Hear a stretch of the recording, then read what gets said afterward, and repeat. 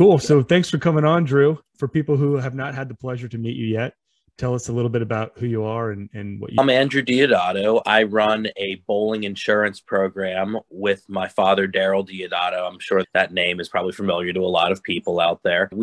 Our program is centered mostly in the northeast part of the United States, about from Boston in the northeast to Detroit in the northwest, and then down to about the Virginia, North Carolina border is our main territory. Wow. Yeah, we started this program. My dad wrote his first bowling center in the late 1970s, and we're on third generation on a lot of our centers. So it's an absolute pleasure working with everyone. Yeah, no, that's awesome. And you got what, well over 100 centers that you work with? Yeah, right? somewhere around 175 nationwide. Wow. Yeah. That's pretty big. So you're seeing not just like who they are, but how they're doing, because you got to know those things for their insurance. So you get a good pulse on the industry then, I would take it. Oh, absolutely. And the good thing is, and I'm sure that everyone listening to this understands and does the same thing, that in bowling, everybody wants to help each other. So, what I see and something I see maybe in Philadelphia, somebody in Cleveland is, oh my God, I didn't even realize that is working. So I love to share ideas with people in different parts of the country, because what's good for the sport is good for the sport. Exactly. And to be honest, that's the entire purpose of this podcast, is to do that same thing. Just bring it to a different platform instead of one face-to-face like you do. This is just a way to do it with the same premise. Happy to help. Yeah. So then tell me a little bit about how you got in the space. Obviously, your dad has done it, and maybe a little bit about the history of the company, maybe some of the iterations, and then maybe where you guys are at today. Oh, sure. Long time ago, probably about 35 to 40 years ago, there was an insurance company that formed called PIC, which some of our older proprietors may know. It stood for Proprietors Insurance Company. It was specifically built to insure bowling centers. It was based in Delaware, Ohio. What they did was they chose 35 agents nationwide to write bowling centers, and my dad was one of them. And to my knowledge, he is the only one that is left still doing it from the late 1970s when it started. Wow. He brought me on about 10 years ago. I studied insurance partially in college. I always figured that would be the best path to success. Yeah. So again, I've been doing this since 2000 and roughly 2011 is when I started in insurance. So yeah, and I am 35. My dad is 73. So I have taken over about 90% of the business, or he's taken a step back as he gets closer to retirement. Okay. But the current company that we're with is called Insurance Brokers of Maryland. I live in Pennsylvania. I'm an honorary Marylander. We've moved the book a few times over the years to whatever. The companies all stay the same. So it works out well for everybody. Yeah. No, that's awesome. Yeah. I guess you guys are going through a recent one, so I'm sure there's a lot of work with that. Absolutely. Cool. So then let's talk a little bit about maybe what you're seeing in working in centers today. So obviously 150 plus or 170 that you said you're talking to.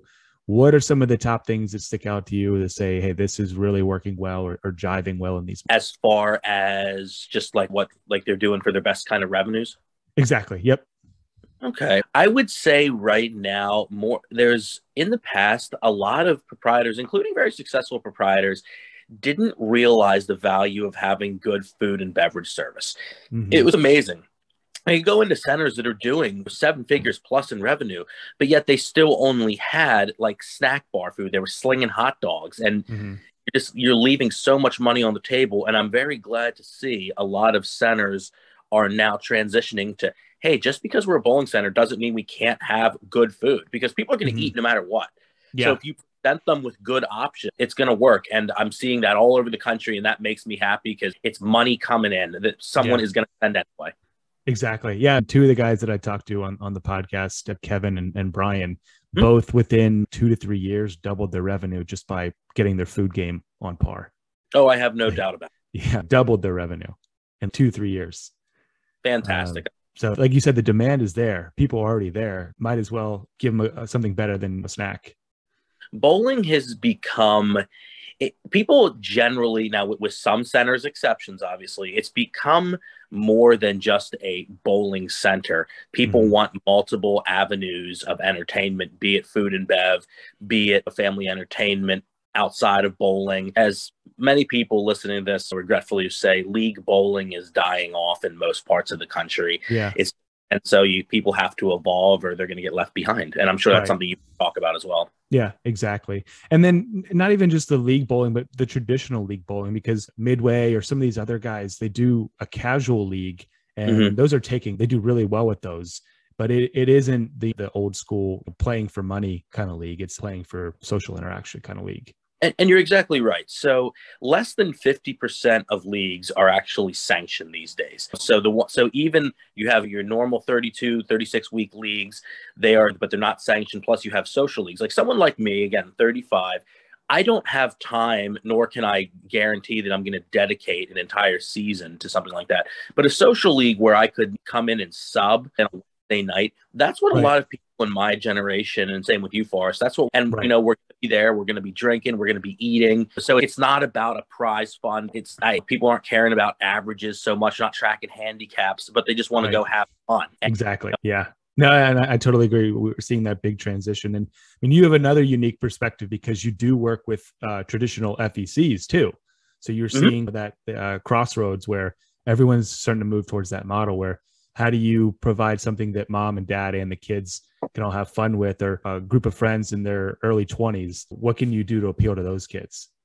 Yeah. And so I do a lot of consulting work in that realm about helping centers transition from a traditional bowling center to the more of the FEC model. And I always talk about dollar per square foot, what you're going to be revenue per square foot. And it's tough to say, but bowling lanes in a bowling center are one of your worst dollars per square foot you can have. Right. And it's, again, I don't mean to offend anybody by saying that, but economically it's the truth. The very best thing that I can tell you, and everybody would probably know this, is a redemption arcade. You have to have a redemption arcade in your center. It is tried and true, and they make money everywhere they put them in because kids will come just to play the arcade. If you have a waiting list for your lanes, people will be in the arcade. It's an unbelievable investment. And again, I'm happy to help anybody send a list of games, anything like that. If anyone wants me to help them with that, I do that for lots of our. Oh yeah. That's awesome. Yeah. Thanks for offering that. Of course. Yeah. So that's a good one. And yeah, another one that people have done, like I was talking to a guy who removed 8 lanes from his center, and he tripled his profit per square foot by putting in 8 axe throwing bays. And then that only takes a part of the space, but then you can reclaim the rest of the space for a bigger bar and seating area. So yeah.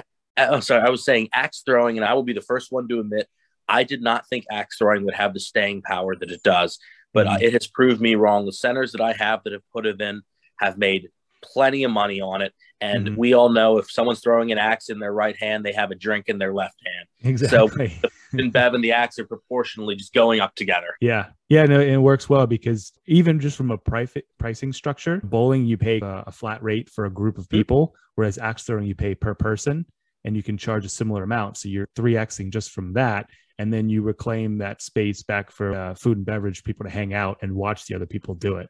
So, and another reason why these guys are doubling and tripling, doubling their revenue in 3 years is stuff like Agreed. And that's good to hear. Yeah. What else? Anything on the insurance side that you're seeing on ways that people can have better policy or save money, or other things you're seeing working in centers? If it would help, I can give you a quick rundown about how to quick spot check your insurance to make sure people are insured right. Would that help? Yeah, absolutely. We're not going to get that from anyone better. All right. Well, so if you want to do a quick spot check on your policy, whether you're insured with me or not, to make sure that you're covered properly as a center, with today's cost of materials, you want to be at about $155 per square foot for your total insurance value on your building. And you got to remember, your building includes the lanes, machines, and auto scoring. So all in, that's about what you want to bet, times 155 per square foot. For your contents, your business personal property, we use about $20,000 per lane bed. So if you have a 20 lane center, you want that number to be at least 400,000. 20 lanes times $20,000. Business income, your loss of income if you go out, that's the number one reason why centers don't rebuild after a major loss, be it a fire, roof collapse from weight of ice. And that number, you want to be minimum about 60% of your gross, closer to 80% of your gross. Now, I know with my clients, what I do, I update these numbers every year because I never want anybody to be underinsured. I'm not always the cheapest person in insurance because No one is underinsured, and you can take that to the bank when you're insured. For liability, you want to make sure that you are about $1 million per occurrence for your liability and $2 million aggregate. And again, that's standard across the insurance industry. Some centers, larger centers, have umbrellas. Some, it gives you an extra layer of protection. And then you also want to make sure, depending on what state you're in, if you have things like liquor liability insurance, like Pennsylvania here requires it. States like Maryland, Delaware, and Virginia do not. So it all depends on your state. But yeah, that's a kind of a quick rundown. Just make sure you're insured properly. And again, there's not a whole lot of companies that insure bowling centers, and even some that do, they don't do it. So you really want to spot check your policy to make sure that you're paying for what you need. Yeah. So it's specialty, you're saying? It's very specialized, yes. Yeah. And okay. more. Okay. Yeah. I guess it's a different kind of business model and not a ton of them out there. Yeah. So actually, if you don't mind, Forrest, one thing I would like to think, so things like axe throwing, when you put those on a policy, many of these policies will exclude things like that, liability speaking, unless you specifically add it. So you want to make sure that you put an axe throwing or something similar in your center, you tell your agent, because the last thing you want is a major injury and them saying, oh yeah, there's no coverage because we didn't. Right. Sorry, that doesn't count. Exactly. Yeah. Wow. Yeah, that's cool. So then I think a good way to transition into, some other of your experience and why the insurance matters is maybe a couple of stories you've seen on how what you think couldn't possibly happen happens all the time. All right, I'll give you the most recent one, and I don't think they would care me speaking about it. So Hampton Lanes up in near the Allentown, Bethlehem area, last February they had 28 inches of snow and it collapsed. And it's very interesting. In this case, they renewed in November, and I actually upped their building value by $300,000 because of the cost of materials. And as they would tell you, they're using every penny of it. Not the fact that they can't get the materials, but the fact that they're so much more expensive. And that's what we're seeing in these terms of inflations. And that's another thing to add with that, actually. These building values have to be raised every year because these cost of materials are going through the roof. Steel, wood, you name it. It's crazy how expensive it is. Yeah. Sorry, please go ahead. I was going to say, just inflation hits commodities especially hard. Oh my God. You have these materials and stuff. Something that you find very interesting too in claims, and we didn't mention about workers' comp, and I will mention that. So workers' compensation, it's not just somebody doing their assigned job. People can claim workers' compensation I've had workers' comp claims at centers. I had someone break a leg because they were having a snowball fight in a parking lot and after a meeting and slipped and fell and got workers' comp. I had somebody weeding the flower bed in front of a center, got hit by a car, and they got workers' comp. It's things like that you have to realize that you just never think would happen. Like, those are just two off the top of my head. Yeah. I've had guys fall off ladders. And one thing I would like to add to everybody out there, please tell your pin chasers and your mechanics, if they're ever clearing a jam, if they're ever wrenching on a machine, please turn it. I've had way too many guys get crushed in pin setters. I've had people lose pin setters. They will take your arm off without skipping a beat. And I had one, again, a few years back. I'm not going to say the center, but when the deck came down, it came to such a point that it did not crush his head, but it squished it enough that it blew his eardrums out. Oh, it's horrible. I don't ever want to get calls like that because it's horrible. But I can tell you, it's expensive too because there's a lot of medical bills. Right. But more importantly, though, we're talking about somebody's life, and you don't want that on your company. Right. Yeah, exactly. And you want to be able to make it right, so you got to have that coverage, preventing the liability in the beginning. Absolutely. And training your employee, that's where it starts. Just doing the lockout, tag out. And I will give the BPAA down in Texas a lot of credit for that. They have an awful lot of information on how to keep your employees safe. There are specific OSHA regulations for bowling centers. I encourage everybody to reach out down there and get those regulations because it is to keep your employees safe. Yeah, they have a lot of good stuff. I'm a partner in another center, so technically a member. And I just got access to their bowling university, and I'm Yes. surprised at how much they put into it. I think when a lot of centers were shut down for COVID, they poured a lot of money into creating good content for this university. You can see like in their studio, it looks like an ESPN set that they have, but they did a really nice job, and they have a lot of these onboarding and safety materials. And then they even have stuff on running a center efficiently. So yeah, and some states even get it free access. I know Pennsylvania and West Virginia both have free access to it. So if you have any kind of a chance to watch it, I highly recommend. Yeah, and I'll give another plug to the BPA. If you are not, if in any state that you're in, if you are not a member of both your state chapter and the national chapter, it is well worth joining. Mm-hmm. It is the resources, the camaraderie, the networking. It's second to none. Yeah. Yeah. I mean, you can easily pay for your membership with some of the rebate programs they have. Oh my goodness. Yeah, right away.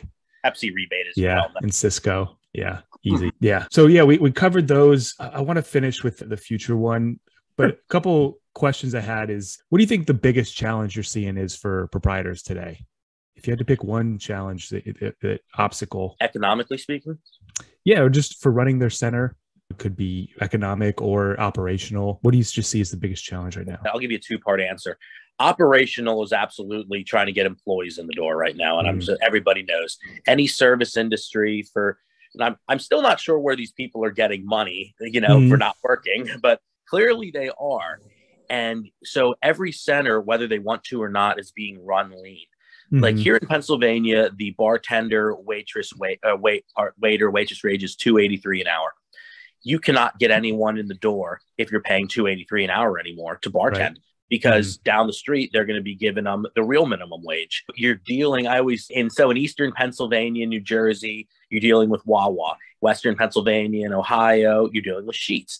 Those folks are paying their line cooks. They're starting at $12, $13 an hour. So that's almost what you have to match your line cooks back in your kitchen. Right. They're not going to do it for $10 an hour because they know that you didn't get more. They don't have to. Exactly. So that would be operational speaking. As far as more the actual making money portion, sometimes you have to really think outside the box to get people in your center. So, so say if you have, it doesn't matter what center size you have, it could be a 16 lane, it could be a 40 lane. It still costs the same to heat it, whether there's one lane full or they're all full. Same with air conditioning. You can't heat a fourth of a center. You can't air. So you have to figure out ways to get people in there. And I tell new proprietors, start looking at local homeschool programs. That's some people don't even know that still. With homeschooling, they all have to have they all have to have a phys ed activity, and bowling counts. So if you can get with your local homeschool people and get them in bowling, even if you're charging them $1 a game, it's still revenue you're getting in on a dead time. I would always tell people to look in with local animal shelters having fundraisers, local fire departments having fundraisers. You have special needs groups. Always that's what's the great thing about bowling. You can be anybody. You can be a special needs person and you can still be a superstar in the bowling center. Right. So take advantage of that. Anytime that you're saying, oh, we're going to be dead between 7 and 9 tonight, there's no leagues coming in.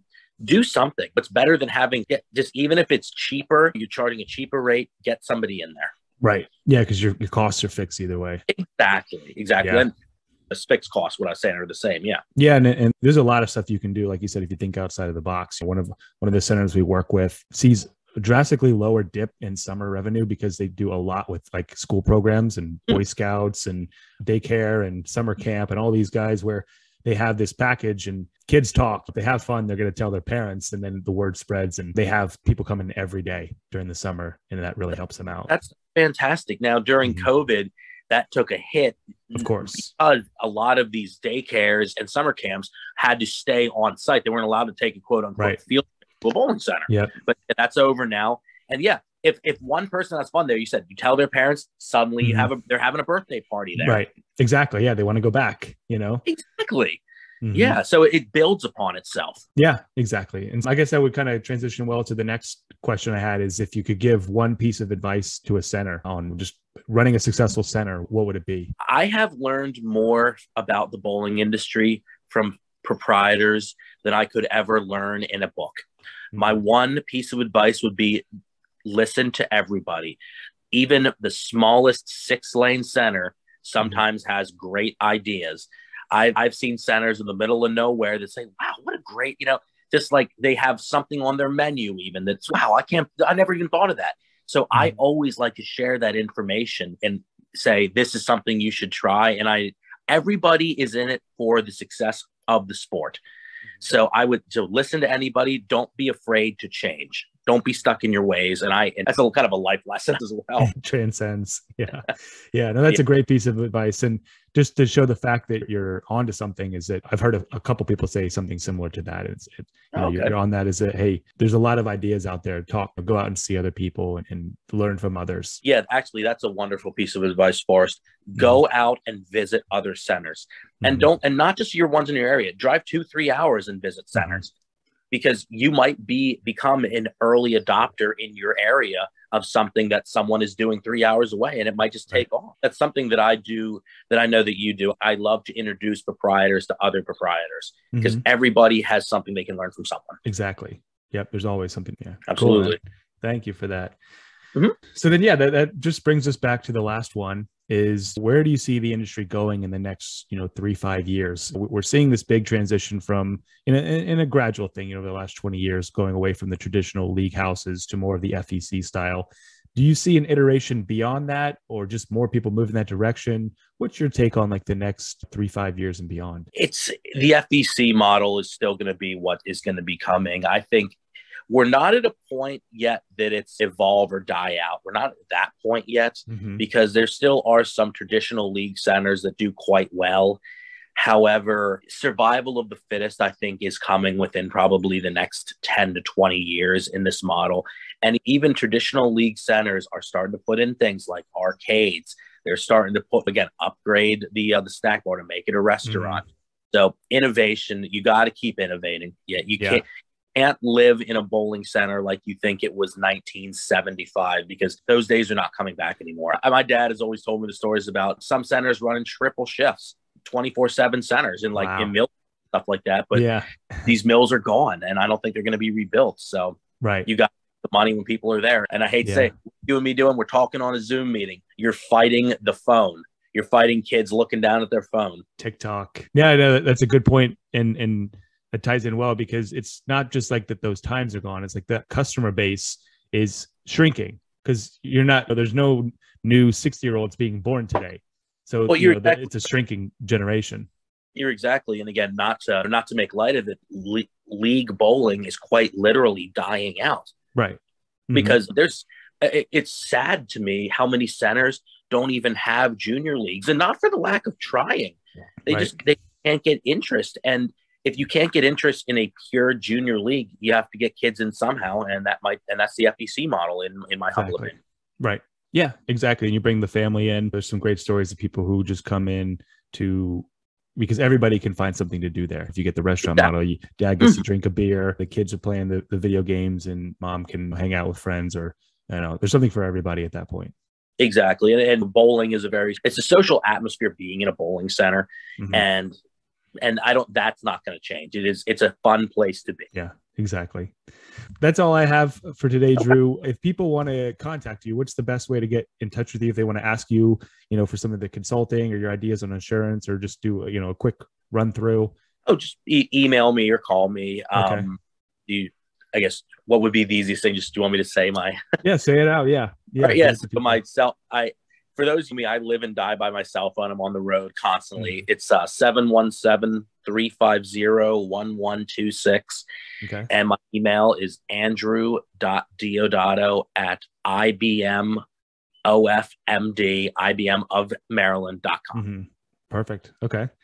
Yeah. No, and I encourage people to take you up on that, because even if they don't end up going with you, they'll get a lot of knowledge just because you're in the space, and highly recommend, even if you're not looking for insurance, you will walk away with something. Thank you. I appreciate that. I try to, be knowledgeable of the industry. Yeah. If anyone knows the industry, it's Andrew Diadato. Cool. Thanks for coming on, man. Really appreciate it. It's been a good time. We'll have to do it again sometime in the future. And you're going to Expo, right? We'll see. Definitely will be. Okay. And I'll give you a plug too. I encourage all bowling proprietors to go to IAPA as well, because again, that is the FEC future of this industry. Yeah. That's a great point. Yeah. Cool, man. All right, cool. Yeah. Thanks for doing this. We'll connect another time. All right. Thank you, my friend. Bye.